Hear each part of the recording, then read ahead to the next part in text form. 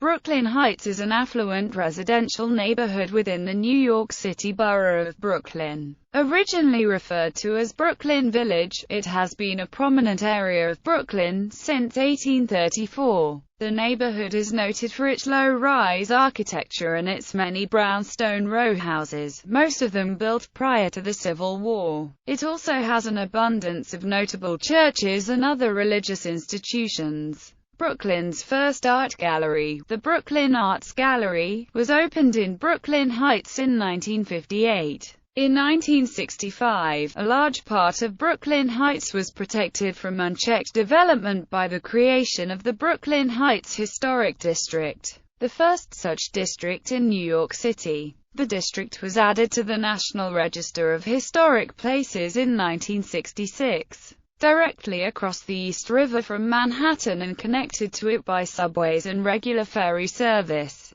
Brooklyn Heights is also easily accessible from downtown Brooklyn. The neighborhood stretches from Old Fulton Street near the Brooklyn Bridge south to Atlantic Avenue and from the Brooklyn-Queens Expressway to Court Street and Cadman Plaza west. Adjacent neighborhoods are Dumbo, downtown Brooklyn, Cobble Hill, and Boerum Hill. Columbia Heights, an upscale 6-block-long street next to the Brooklyn Heights Promenade, is sometimes considered to be its own neighborhood. As of 2000, Brooklyn Heights had a population of 22,594 people. The neighborhood is part of Brooklyn Community Board 2, and is served by the 84th Precinct of the New York City Police Department at 301 Gold Street in nearby downtown Brooklyn. Fire services from the Fire Department of New York City come from Engine Company 205 and Ladder Company 118 at 74 Midder Street.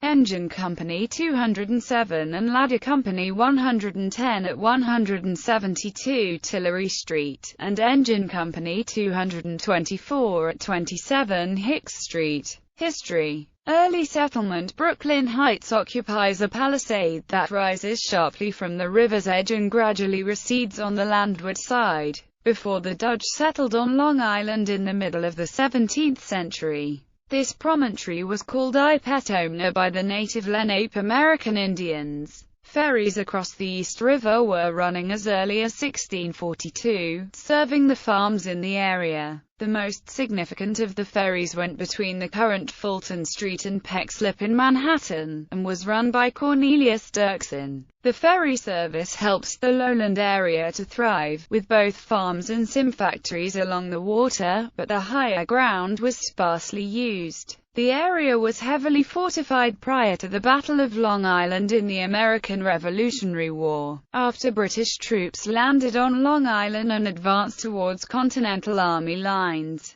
General George Washington withdrew his troops here after heavy losses, but was able to make a skillful retreat across the East River to Manhattan without the loss of any troops or his remaining supplies. After the war, the 160-acre tract of land belonging to John Rappelgee, who was a Loyalist, was confiscated and sold to the Sands brothers, who tried to develop the part of the land on the Palisade as a community they called Olympia, but failed to make it come about, partly because of the difficulty of building there. They later sold part of their land to John Jackson, who created the Vinegar Hill community, much of which later became the Brooklyn Navy Yard. Development. Brooklyn Heights began to develop once Robert Fulton's New York and Brooklyn Steam Ferry Boat Company began regularly scheduled steam ferry service in 1814. With the financial backing of Hezekiah Beers Pierpont, one of the area's major landowners. Pierpont had accumulated 60 acres of land, including 800 feet which directly overlooked the harbor, all of which he planned to subdivide. Since his intention was to sell to merchants and bankers who lived in Manhattan, he needed easy access between Brooklyn Heights and New York City, which Fulton's company provided. Thanks to the influence of Pierpont and other landowners, Brooklyn received a charter from the state as a village in 1816, which led to streets being laid out in a regular grid pattern, sidewalks being laid, water pumps being installed and the institution of a watch After 1823, farms began to be subdivided into 25 by 100-foot lots, which were advertised as suitable for a country retreat for Manhattanites, leading to a building boom that resulted in Brooklyn Heights becoming the first commuter suburb, since it was easier and faster to get to Manhattan by ferry than it was to commute from Upper Manhattan by ground transportation. A resident of the Heights could leave the office at 3 o'clock, have dinner at home at 4 o'clock,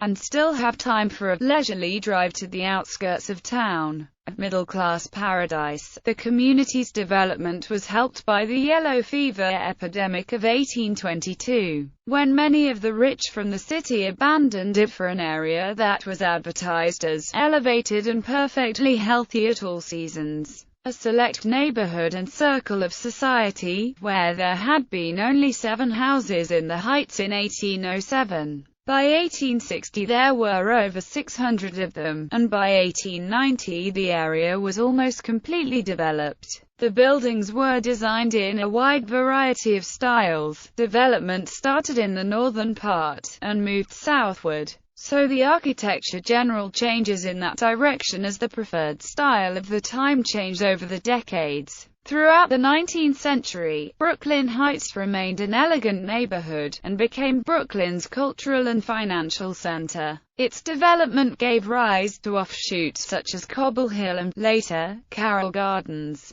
Prior to the Civil War, Brooklyn Heights was a locus of the abolitionist movement, due to the speeches and activities of Henry Ward Beecher, the pastor of Plymouth Church, now the Plymouth Church of the Pilgrims. Beecher was a nationally known figure, famous on the lecture circuit for his novel oratorical style, in which he employed humor, dialect, and slang. Under Beecher, who preached at the church for over 40 years, Plymouth Church was known as the Grand Central Station of the Underground Railroad, for the number of slaves it was said had passed through on their way to freedom in Canada. To dramatize the plight of those held in captivity, Beecher once brought a female slave to the church and held an auction, with the highest bidder purchasing not the slave, but her freedom. Beecher also raised money to buy other slaves out of captivity, and shipped rifles to abolitionists in Kansas and Nebraska in crates labeled Bibles, which gave the rifles the nickname Beecher's Bibles. 20th century, the completion of the Brooklyn Bridge in 1883, the Brooklyn end of which was near Brooklyn Heights' eastern boundary, began the process of making the neighborhood more accessible from places such as Manhattan. The Interborough Rapid Transit Company's Lexington Avenue subway line, which reached Brooklyn Heights in 1908,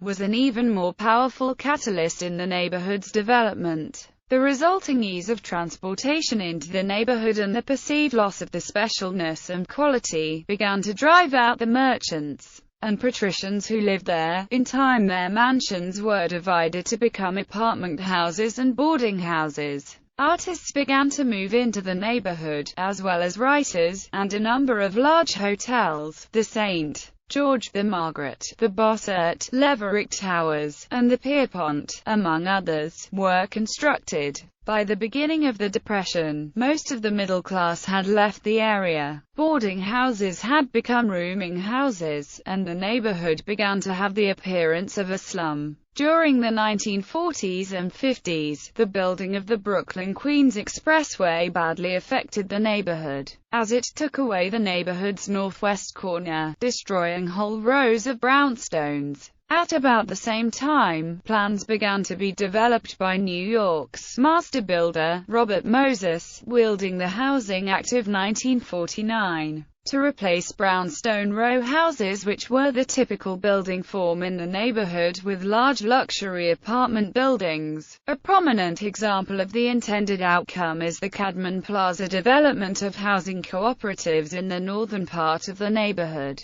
located on the site where the Brooklyn Bridge trolley terminal once stood. In 1959, the North Heights Community Group was formed to oppose destroying cheap low-rise housing in order to build the high-rise Cadman Plaza Towers. Architect Percival Goodman presented an alternate plan to maintain all sound structures, which garnered 25,000 supporters. In early 1961, a compromise proposal came from City Hall calling for two 22-story towers with over 1,200 luxury and middle-income units. The Brooklyn Heights Association fully supported the compromise plan despite strong opposition from the preservation community, including the North Heights Community Group. As a result, 1,200 residents were removed from their houses and apartments in late 1961, early 1962 as construction began on the modified plan. One positive development came about when community groups, prominently the Brooklyn Heights Association, it became a favorite spot among locals, offering magnificent vistas of the Statue of Liberty, the Manhattan skyline across the East River, the Brooklyn Bridge, the Manhattan Bridge, and spectacular fireworks displays over the East River. Moses originally proposed to build the BQE through the heart of Brooklyn Heights. Opposition to this plan led to the rerouting of the expressway to the side of the bluff, allowing creation of the promenade.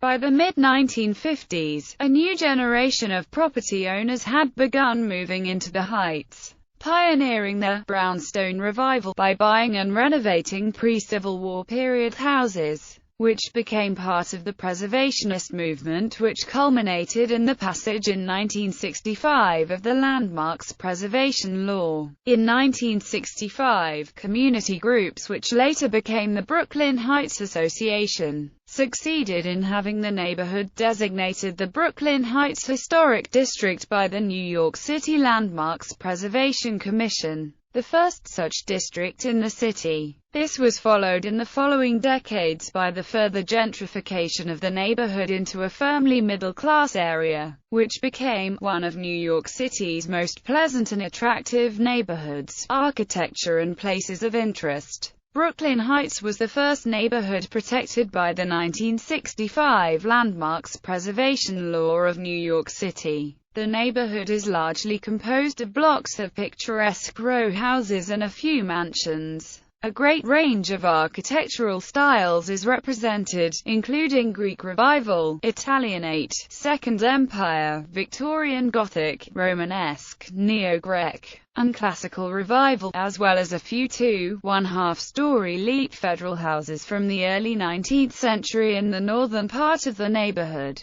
Some houses were constructed of brick, but the dominant building material was brownstone or Jersey freestone, a reddish-brown stone from Passaic County, New Jersey. A typical brownstone row house was 3 or 4 stories tall, with the main floor above the street level and reached by stairs, referred to as a stoep, a word derived from Dutch. The basement is typically a half-flight down from the street, and was used as the work area for servants, including the kitchen. The first floor would be the location of the public rooms, bedrooms were on the second floor, and servants' quarters were on the top floor. The rear of the lot would feature a private garden. Aside from row houses, a number of houses, particularly along Pierpont Street and Pierpont Place, are authentic mansions. The concentration of over 600 pre-Civil War houses, one of the largest ensembles of such housing in the nation, and the human scale of the 3, 4 and 5-story buildings creates a neighborly atmosphere. Brooklyn Heights has very few high-rise buildings. Among these buildings are 75 Livingston Street, Hotel St. George, and the Concord Village Co-op development on Adams Street. Additionally, Jehovah's Witnesses have their world headquarters in the northern part of Brooklyn Heights at 25 Columbia Heights, and have a pronounced presence in the area. The organization has restored a number of historic buildings to house their staff, including the former Hotel Bossert, once the seasonal home of many Dodgers players, on Montague Street.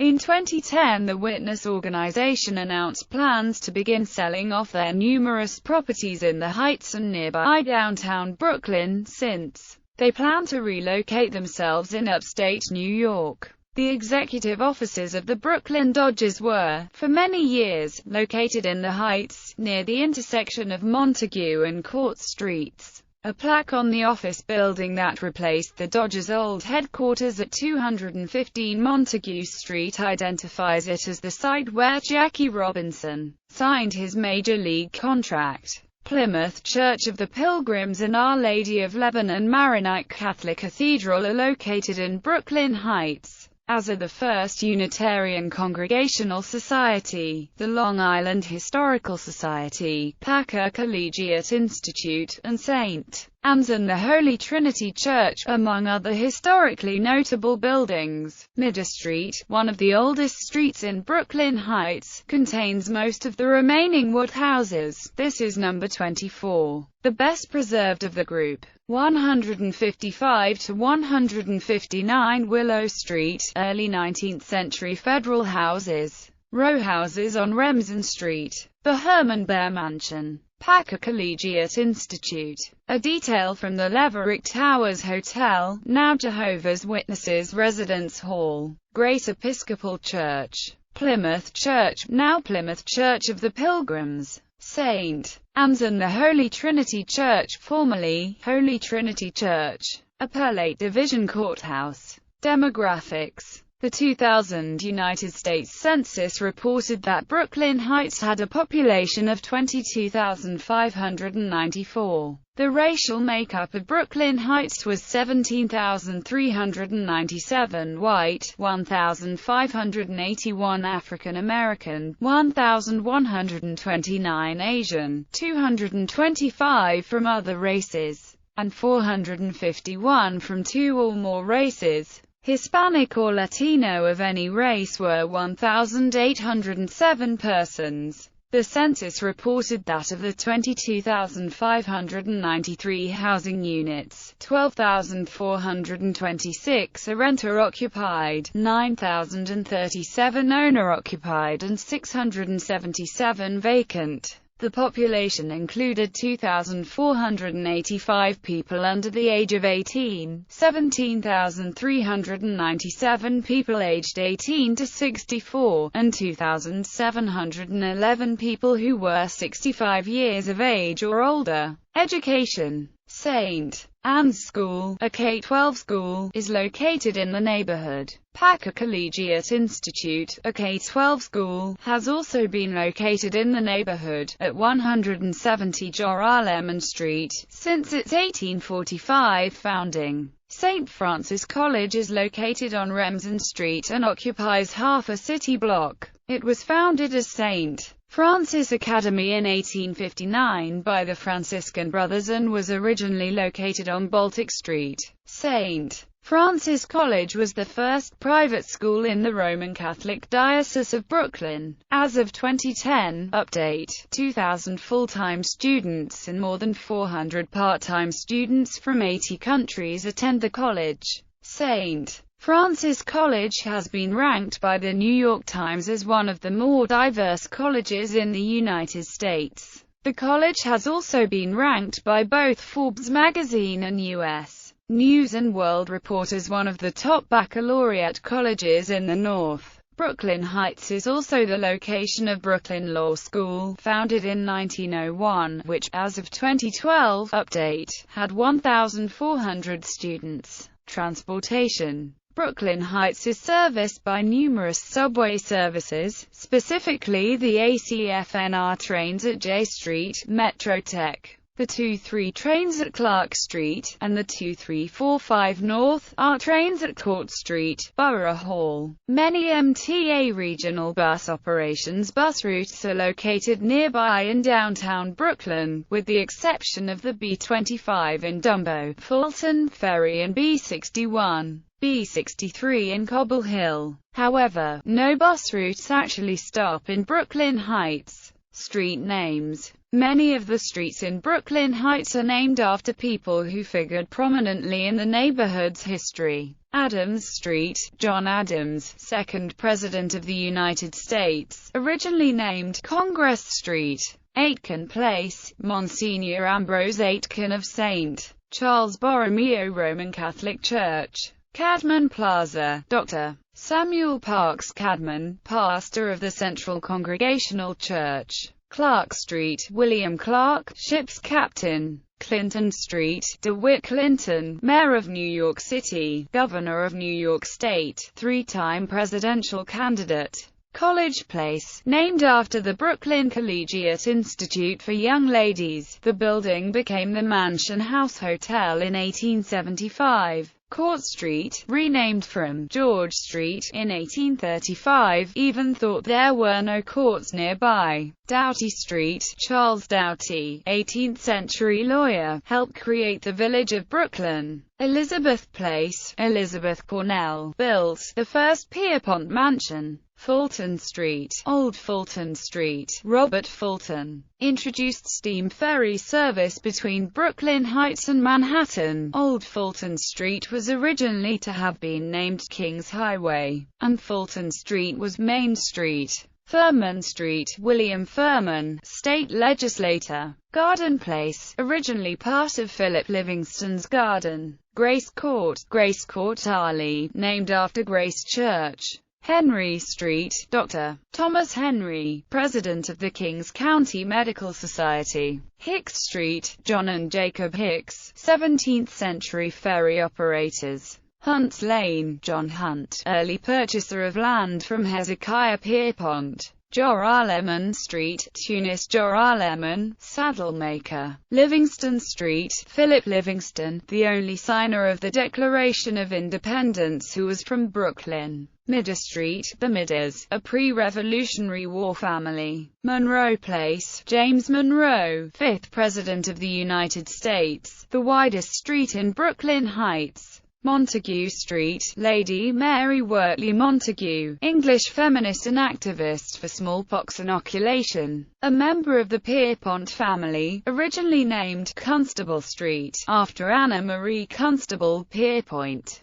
Pierpont Street, Pierpont Place, Hezekiah Pierpont, the founder of Brooklyn Heights. Remsen Street, Henry Remsen, son of Ram Jensen Vanderbeek, a 17th-century blacksmith. Schermerhorn Street, Peter and Andrew Schermerhorn, merchants and landowners. Sidney Place, so Philip Sidney, originally Monroe Place, until 1853. Tillery Street, Dr. James Tillery, who worked on finding a cure for yellow fever. Concerning the fruit streets in Brooklyn Heights, Cranberry, Orange and Pineapple Streets, the WPA Guide to New York City reports that before the Civil War, these streets, along with Poplar and Willow Streets, were named after prominent families, but that a member of the Midder family expressed her dislike of these families by replacing the street signs with botanical names. The city would restore the proper names, and Midder would put back her own signs. Several iterations of this game ended when Midder's new names were given official status by a resolution of the aldermen. In Historically Speaking, Brooklyn borough historian John B. Manbeck says only that these street names have questionable origins, as does Love Lane, which reputably gets its name from the meetings that took place there between a pretty girl who lived nearby and her suitors.